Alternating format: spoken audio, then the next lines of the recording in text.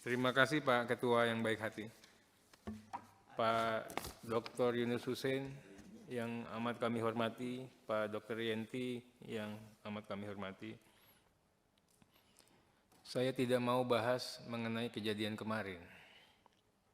Ini kita bicaranya mengenai pencucian uang saja ini.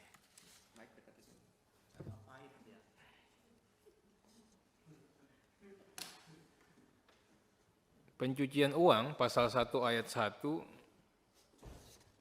didefinisikan sebagai segala perbuatan yang termasuk atau yang memenuhi unsur tindak pidana berdasarkan undang-undang ini.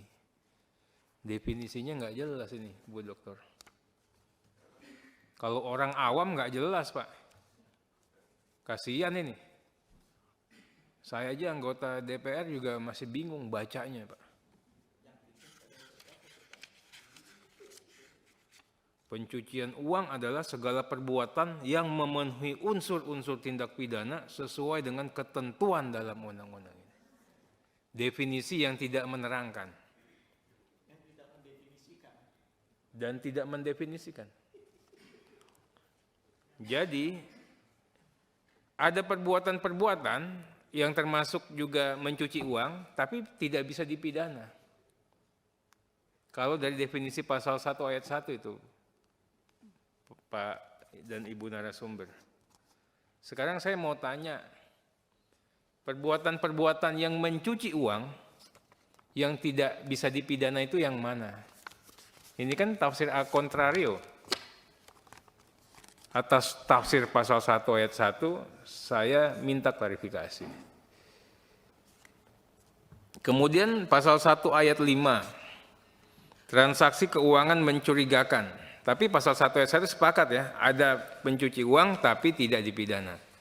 Sepakat dulu nih kita ya. Bisa nggak begitu? Atau nggak sepakat? Yang kedua, pasal 1 ayat 5, transaksi keuangan yang mencurigakan. Transaksi keuangan yang menyimpang dari profil, dari karakteristik, dari kebiasaan pola transaksi. Ini saya diajarkan hukum perbankan sama Dr. Yunus Hussein, ini dosen saya, Pak. Nah, kalau untuk menilai ini, siapa yang menilai profil, karakter, kebiasaan pola transaksi? PPATK. Atas penilaian PPATK boleh tidak di-challenge minimal oleh pihak yang sedang terperiksa. Oh, boleh. Di pasal yang mana? Saya nggak melihat. Justru ada ketentuan yang namanya tipping off, anti-tipping off ya Pak Dr. Yunus ya. Waktu kita diperiksa ini bank nggak boleh ngasih tahu kita ini. Padahal kita nasabah terbaik sama banknya itu. Kita dikerjain banknya nggak boleh ngasih tahu. Nah, ini yang kita katakan kalau diberikan kewenangan yang seperti itu amat sangat membahayakan. Kita tidak bisa membersihkan diri. Tidak bisa melakukan upaya klarifikasi. Kenapa saya katakan begitu? Karena nanti endingnya adalah di 44, pasal 44L. Perdebatan itu berakhir pada saat menyerahkan hasil itu kepada penyidik. Ini yang seringkali kejadian dalam praktek. Negara ini menghilangkan kearifan lokal. Bagaimana musyawarah untuk mufakat, bagaimana nanti kok musyawarah bukan kita turunkan lagi atau kita naikkan lagi. Bagaimana kita ini tabayun. Tabayun itu diklarifikasi dulu. Klarifikasi, ini benar enggak transaksinya transaksi apa? Oh, kenapa nariknya sekian? Gitu. Nah, ini kami juga mohon nanti diberikan penjelasan. Kemudian yang transaksi mencurigakan yang patut diduga untuk menghindari pelaporan yang wajib dilakukan oleh undang-undang.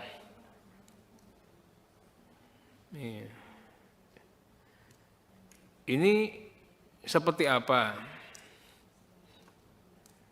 Nanti saya ingin tanyakan juga, jangan-jangan nanti misalnya untuk menghindari kewajiban perpajakan masuk ke sini ya Pak Dokter ya? Nah itu Pak, dijelaskan Pak. Karena takut pajaknya progresif, namanya nama orang. Itu loh. Ini masuk ini enggak? Ini Pak Dokter nanti kami dikayakan lagi dan publik dikayakan. Kemudian yang dilakukan atau batal dilakukan. Ini transaksi yang dilakukan atau transaksi yang batal dilakukan itu maksudnya seperti apa Pak? Dikasih gambaran. Kemudian transaksi keuangan yang diminta oleh PPATK untuk dilaporkan oleh pihak pelapor. Ini yang poin D. Ini dasarnya apa? Dasarnya apakah orang bisa melaporkan ke PPATK? Apakah orang melaporkan ke polisi? Polisi minta permohonan informasi? Atau apa? Karena ini semua nih nilainya komersial ini. Kalau Bu Dr. Yanti kan praktisi betul, dia tahu nih. Ini duit semua, ngelaporin bisa diduitin ya Bu ya. Ini juga begini.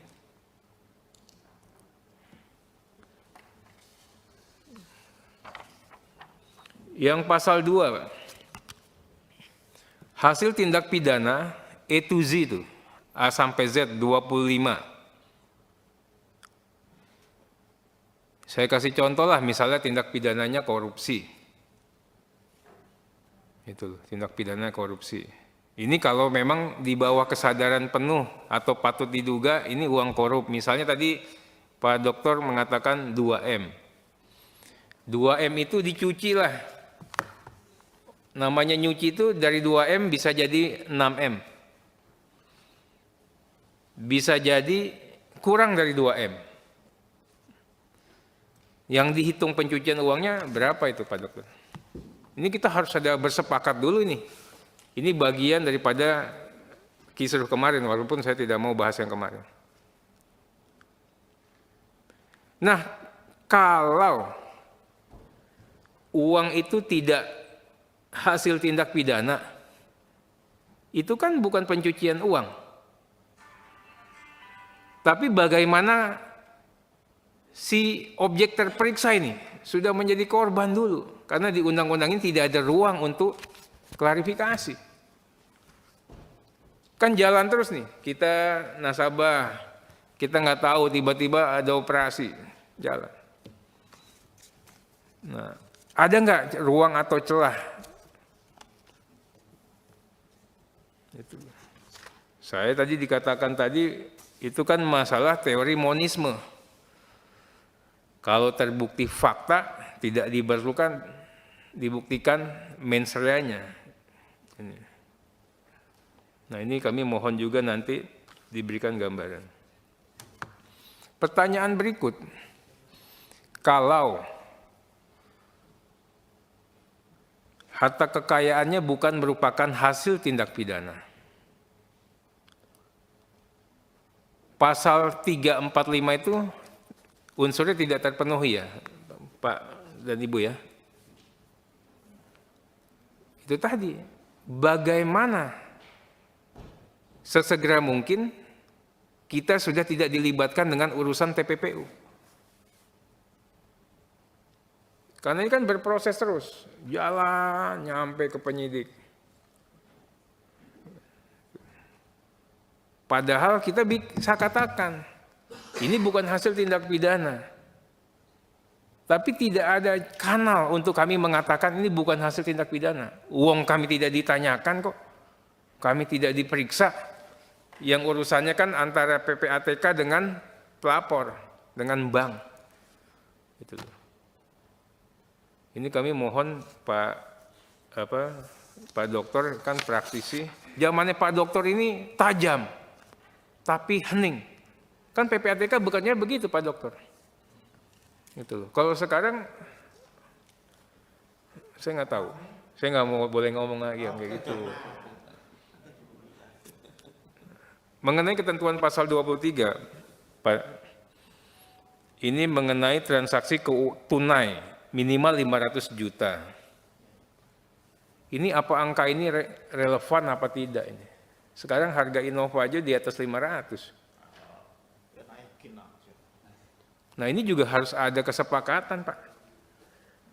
Ini nanti kami juga mohon, ini jadi tugas DPR juga untuk mengatakan. Nah berikutnya mengenai LKTM khusus pasal 17. Ini mengenai profesional yang dikenakan kewajiban untuk melakukan kewajiban pelaporan. Ini kenapa ini aja ya? Atau apa yang harus ditambahkan lagi? Kalau dikatakan sama Pak Dokter, tadi mengatakan notaris PPATK taat. Betul ya? Gini Pak Dokter, ya dia pasti taat karena produknya itu berjejak Pak. Buat akte ada buktinya, buat ini ada buktinya. Lawyer belum tentu kerjanya ada jejaknya. Itu. Nah, saya sepakat itu, lawyer juga katanya ini memang harus juga di ini ya. Kita nanti menjadi bahan diskusi lah. Itu. Berikutnya mengenai hasil analisa, hasil pemeriksaan tidak sama dengan LTKM. Ya itu betul. Sepanjang pengetahuan dan pengalaman terbaik Pak Dokter,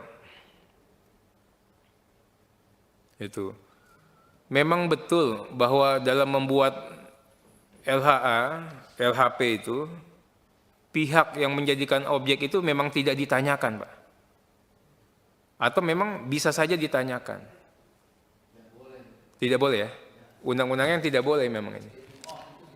Oh, jadi memang tidak boleh itu ya. Oke. Itu jadi memang tidak boleh. Oke. Nah, berikut singkat ya waktu kita. Saya bawaannya udah banyak nih. Aduh. Wah, hilang pertanyaannya. Kemudian sedikit, Pak. Boleh enggak misalnya ada pelapor, saya laporin Tobas melakukan tipu gelap 372, 378.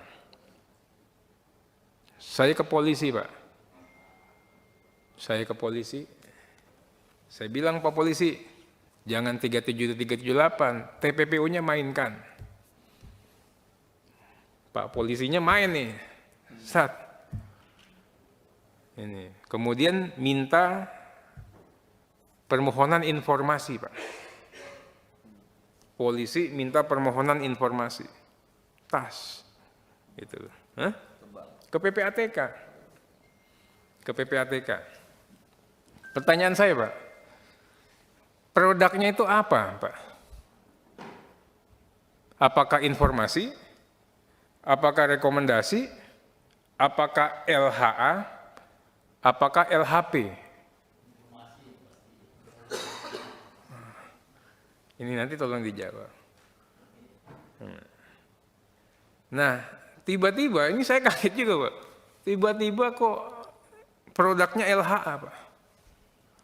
Misalnya gitu ya, Pak. Nah, boleh tidak LHA-nya nih, misalnya juga ini, berdasarkan hasil koordinasi dengan penyidik, diperoleh informasi, berdasarkan hasil koordinasi dengan penyidik. Oh, saya kan koordinasi sama penyidik ya. Saya nggak ngerti nih, emang benar atau enggak. Diperoleh bahwa terdapat adanya dugaan Tobas melakukan atau dugaan ini misalnya setoran tunai lah yang dilakukan oleh Tobas ke dalam rekeningnya. Itu loh. Yang diduga bersumber dari hasil tindak pidana. Ini LH apa? LHP kan lain lagi, Pak ya. Ini LH nih. Boleh nggak bunyinya begitu? Kan yang Prof katakan tadi, ya Pak Dr. Yunus katakan tadi, kita ini sebagai gelandang Pak, memberikan asis ya, bukan mencetak gol. Iya. Kalau main bola, saya ikutin irama main bola juga ini. Nah kemudian, boleh nggak kesimpulannya juga nih sama, berdasarkan hasil penelusuran transaksinya Tobas, ditemukan cukup banyak transaksi, patut diduga transaksi setoran-setoran itu merupakan hasil tindak pidana yang 372, 378. Ini kan kesimpulannya penyidik, Pak. Nah, ini pertanyaannya seperti itu. Yang mohon untuk diberikan pencerahan kepada kami, Pak Dr. Yunus, Ibu Dr. Yenti. Terima kasih. Terima kasih sudah nonton. Jangan lupa like, subscribe, dan share ya.